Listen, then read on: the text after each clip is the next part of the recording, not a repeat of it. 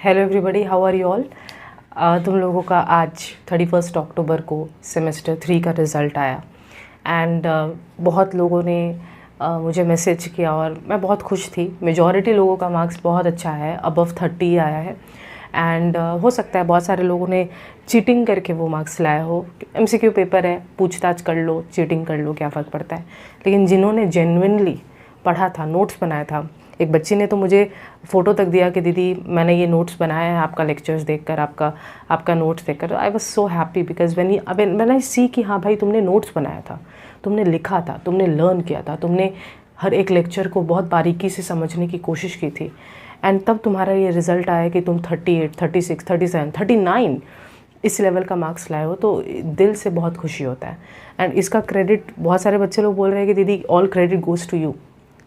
Credit मेरे ऊपर नहीं जाता है। मैंने यहाँ पे जो इकोनॉमिक्स में जो सब्जेक्ट कह रहा है, मैंने बस उसको एक सिंप्लीफाइड लैंग्वेज में जो मुझे समझ में आया मैंने तुम्हारे सामने पेश कर दिया। उसको दिमाग में रख पाना, उसको लग के रिवाइज़ करना, वो तुम्हारा एफर्ट था। तो ठीक है, मैं 10% क्रेडिट लूँगी, लेकिन 90% मैं तुम ही लोग को क्रेडिट दूँगी। बहुत अच्छा लगा सुन के तुम लोगों का मार्क्स। और जिनका नहीं भी आया अच्छा, जिनका 20 रह गया, 25 रह गया, बिलो 30 रह गया, बेसिकली अब बिलो 30 वाले हो सकता है 20-30 वाले भी बड़े खुश हो, मैं खुश नहीं होंगी। एमसीक्यू पेपर में 30 से ऊपर जाना ही बहुत अच्छा चीज़ माना जाएगा मेरे हिसाब से। कोई कट ऑफ नहीं है बट फिर भी समझो तो इट्स ओके। अगर सेम 3 में नहीं भी आया मार्क्स, अब सेम 4 की बारी है। एमसीक्यू पेपर नहीं है, अब पेपर जो है वो लिखने वाला है, रिटन पेपर है। मैं हमेशा यही बोलती हूँ कि रिटन पेपर हो या एमसीक्यू हो, तुम्हारा लिखने का हैबिट कभी छूटना नहीं चाहिए। क्योंकि जब तुम अपने स्कूल्स को क्रॉस करके आगे कोर्सेज लेने जाओगे तो वहाँ तुमको लिखना पड़ेगा, वहाँ तुमको समझना पड़ेगा एंड वहाँ जब लिखना पड़ेगा, समझना पड़ेगा तो तुमको बहुत सारे इश्यूज़ का सामना करना पड़ सकता है अगर तुम लोग समझ के ना चलो तो। Okay, so these are some things that I wanted to say. So एक पर्सनल गाइडेंस मैं तुम्हारे सामने रखना चाहती हूँ। जस्ट रिमेंबर कि ये जो मैं गाइडेंस तुम्हारे सामने रख रही हूँ, ये मैं कौन होती हूँ देने वाली। मैं खुद अभी इस वक्त जब मैं ये वीडियो बना रही हूँ तो मैं खुद अभी मास्टर्स सेमेस्टर 3 में हूँ। मतलब कि मेरा मास्टर्स अगले साल जुलाई तक कंप्लीट हो जाएगा इकोनॉमिक्स में। सो डेफिनेटली मेरे पास कुछ तो बोलने के लिए होगा ना, कुछ तो मैंने सीखा होगा अपने इस 5-6 साल के इकोनॉमिक्स पढ़ने के जर्नी में। वही चीज़ मैं तुमको समझाने वाली हूँ। देखो, ये सब्जेक्ट से तुम डरते क्यों हो पता है?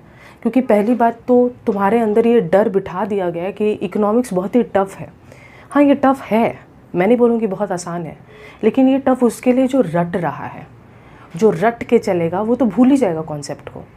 तुमको रटना नहीं है। हमेशा क्या होना चाहिए, what should be your top priority which I always talk about is your concept clarity. Your concept clarity should be your top priority. समझ में आया कि नहीं? मतलब कि जो भी चीज़ तुम पढ़ रहे हो, जो भी चैप्टर पढ़ रहे हो, और ये मैं स्पेसिफिकली इकोनॉमिक्स सेम 4 को बोल रही हूँ बिकॉज अब मेन आ गया है, 12th का मार्कशीट अब मिलने वाला है इस एग्ज़ाम के बाद, तो वो बहुत ज़्यादा मायने रखेगा कि तुमने सेम 4 में कैसा परफॉर्मेंस किया है। तो तुमको हर चैप्टर को बहुत डिटेल में समझना है। डिटेल मैंने ऊपर से नहीं, हाँ दीदी मनी एंड बैंकिंग तो है, मनी पढ़ लेते हैं, फंक्शंस पढ़ लेंगे, बस हो जाएगा। गहराई समझो, मनी सप्लाई का गहराई समझो, हाई पावर्ड मनी क्या है, you have to understand in depth. और ट्रस्ट मी ऑन दिस, तुमको फ्यूचर में काम आएगा, इतना काम आएगा कि मैं गारंटी ले सकती हूँ कि फ्यूचर में अगर कोई भी तुम कोर्स पकड़ने चलो जहाँ पे ये सारे जो टॉपिक्स हैं अगर वो रहेंगे तो तुमको दोबारा इकोनॉमिक्स ट्यूशन लेने का ज़रूरत नहीं पड़ेगा, क्योंकि तुमने पहले से ही क्लास 12 के सेमेस्टर 4 में इतना मेहनत करके इस चीज़ों को समझ लिया है। समझ में आ रहा है? So concept clarity top priority पे होना चाहिए। फिर मैं हमेशा बोलती हूँ नोट मेकिंग, नोट्स बनाना है तुमको, नोट्स बनाना है। मैं खुद अगेन ये प्रमोशन नहीं है, एकदम फैक्चुअल बात है। मैं जो बात बोल रही हूँ वो बस सुनना। मैंने खुद अपने कोर्स में अपना मैं हैंड रिटन नोट्स दे रही हूँ, इंग्लिश लैंग्वेज में of course, handwritten notes. मतलब ये मैंने भी लिखा है ना, मैंने भी समय लेकर लिखा है। जब मैं अपने मास्टर्स के शेड्यूल और बाकी और बिजी शेड्यूल से समय निकाल कर तुम लोग को पढ़ाने के लिए नोट्स पहले बनाती हूँ, क्योंकि नोट्स बनाते वक्त मेरा खुद का कॉन्सेप्ट इतना क्लियर हो जाता है कि मैं उसको बहुत इजी लैंग्वेज में तुम्हारे सामने पेश कर सकूं। तो मतलब मैंने नोट्स इसलिए बनाया सो दैट मैं तुम्हारे सामने इजी लैंग्वेज में बता सकूं। तुम भी जब देख लेना ये चीज़, तुम भी जब नोट्स बनाओगे तो तुमको एक एक चीज़ इतना क्लियर होगा कि तुम बाद में बोलोगे कि दीदी आपका बात बिल्कुल सच था। तो फर्स्ट प्रायोरिटी, मैंने ऑफकोर्स सेकेंड लाइन में लिखा है, but first priority should be concept clarity, second should be note making, you have to make notes. कोई कहीं से छाप लिया, प्रिंट करवा लिया, दीदी स्कूल बुक्स से तो वो पढ़ लेंगे डायरेक्ट, नहीं। मैं हमेशा बोलती हूँ लिखने का प्रैक्टिस नोट्स मेकिंग से डेवलप होता है। So you have to make notes notes notes. This is one thing, take it from me, ठीक है। तुमको लेना ही पड़ेगा ये बात मेरे से, और तुमको ये करना ही पड़ेगा।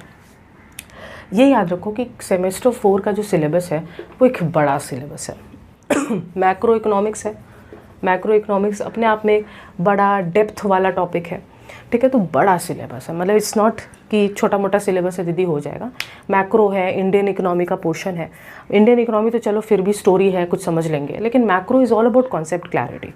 तो मैक्रो प्लीज़ बहुत अच्छे से समझो, and because the syllabus is huge, time boundation रखो कि दीदी मेरे को एक हफ्ता में मुझे ये यूनिट कंप्लीट कर देना, ये चैप्टर मेरा हो जाना चाहिए। और हो जाना चाहिए मतलब क्या, कि दीदी सिर्फ जो ट्यूशन्स में स्कूल्स में मैम पढ़ा दिए हैं वैसे नहीं, मेरे को खुद को अगर कोई अगले दिन टेस्ट ले ले तो मैं उसमें बहुत अच्छा मार्क्स स्कोर कर लूँ, इस तरीके का मेरा प्रिपरेशन ये हो जाना चाहिए, ठीक है। सो एंड मोमेंट तक टालोगे तो फिर वही एवरेज मार्क्स आएगा, 20-25 में अटके रहोगे। लेकिन जब धीरे धीरे धीरे धीरे अपना सिलेबस फिनिश करोगे, देखोगे कल एग्ज़ाम है और आज तुम बस रिवीजन कर रहे हो, कुछ नया पढ़ने के लिए है ही नहीं। मैंने बुक को इतना बार रिवाइज कर लिया कि अब कुछ नया नहीं है पढ़ने के लिए। समझ में आ रहा है? So don't rush with finishing the syllabus कि अब मन में ठान लिया दीदी आपका बात सुन लिया, अब हम लोग टारगेट सेट करेंगे, अब हम लोग चैप्टर वाइज हर एक हफ्ते का रखेंगे, एक हफ्ते चैप्टर 1, दूसरे हफ्ते चैप्टर 2, और ऐसे करके हम लोग सिलेबस देख के कितना तगड़े तरीके से फिनिश कर लेते हैं। सिलेबस के साथ दौड़ो मत, क्योंकि मैक्रो इकोनॉमिक्स तुमको पछताने का मौका देगा बाद में अगर तुम सिलेबस के साथ भागोगे तो।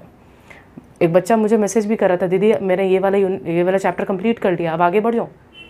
मैं मन में सोच रही हूँ, है इतना जल्दी कैसे कंप्लीट कर रहे हो तुम? जो जिस बच्चे ने मेरा कोर्स लिया, मैं बोली इतना जल्दी तुम कैसे कंप्लीट कर रहे हो?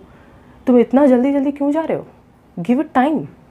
लेक्चर देख के दीदी आपका देखिए आपने 8 पार्ट्स डाला था, 8 पार्ट्स हो गया मेरा, अब मेरा हो गया प्रिपरेशन ये चैप्टर का। नहीं, ऐसे प्रिपरेशन नहीं होता है। लेक्चर्स देख लेना मतलब प्रिपरेशन हो गया, इट्स नॉट लाइक दैट।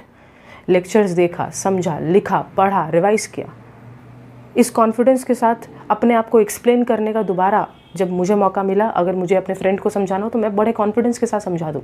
उसको बोलेंगे कि तुमने कॉन्सेप्ट बहुत अच्छे से पकड़ लिया। जिसका इंग्लिश डिसेंट है, अच्छा, उसको तो चिंता ही नहीं करना है, ठीक है। उसको चिंता ही नहीं करना है कि लिखना क्या पड़ेगा, कॉन्सेप्ट पे मेन फोकस करना है। सो प्लीज़ ये सारे बात को ध्यान में रखो। ऑफ कोर्स मैंने अपना कोर्स तो लॉन्च किया ही है सेमेस्टर 4 का। जो लोग कोर्स नहीं लेना चाहते या कोर्स नहीं अफोर्ड कर सकते या उनको मेरा पढ़ाने का तरीका नहीं पसंद है, व्हाटएवर, लेकिन यूट्यूब पे भी बहुत सारे अच्छे टीचर्स हैं, तुम लोग वहाँ पे भी सर्च करके पढ़ सकते हो, उसमें कोई दिक्कत नहीं है। तुमको जहाँ से पढ़ना है तुम वहाँ से पढ़ो, लेकिन मुद्दा ये है कि पढ़ो एन मोमेंट में। और ऐसा होता है एन मोमेंट में तुम लोग आकर के सजेशन मांगते हो कि दीदी सजेशन दीजिए ना, यहाँ से क्या पढ़े। मैं सजेशन कभी नहीं देती। इस बार भी सेमेस्टर 3 में जो बच्चों का मार्क्स आया है वो खुद बता सकते हैं कि मैंने उनको सजेशन दिया था क्या। मैंने किसी को कोई सजेशन नहीं दिया। मैं सजेशन ना देती हूँ, ना सजेशन पे विश्वास रखती हूँ। मैं इकलौते एक ही चीज़ पे विश्वास रखती हूँ, कॉन्सेप्ट क्लैरिटी। अगर मेरा कॉन्सेप्ट क्लियर है तो कोई क्वेश्चन भी पूछ के दिखाओ, मेरे अंदर ये ताकत है कि मैं उस क्वेश्चन का आंसर कर सकती हूँ। समझे? All the very best. Semester 4 का इकोनॉमिक्स का प्रिपरेशन बहुत अच्छे से करो, इतना अच्छे से कि सब्जेक्ट से प्यार हो जाए। बस प्यार ही तो करना है, किसी और से हो सकता है तो सब्जेक्ट से क्यों नहीं। मतलब कोई गाना सुनो तो ऐसा मेरे साथ होता है, तो मैं कोई गाना सुन रही हूँ तो मेरे दिमाग में इकोनॉमिक्स का मैं उसको इकोनॉमिक्स के साथ लिंक कर रही हूँ, because this subject has given me a lot, mentally भी, फाइनेंशियली भी, it has given me a lot. मतलब I am grateful to this subject and utmost respect है मुझे इस सब्जेक्ट के लिए। एक नॉन लिविंग चीज़ है ये सब्जेक्ट, बट ये सब्जेक्ट है तो ये पूरा दुनिया वर्क कर रहा है। All the very best.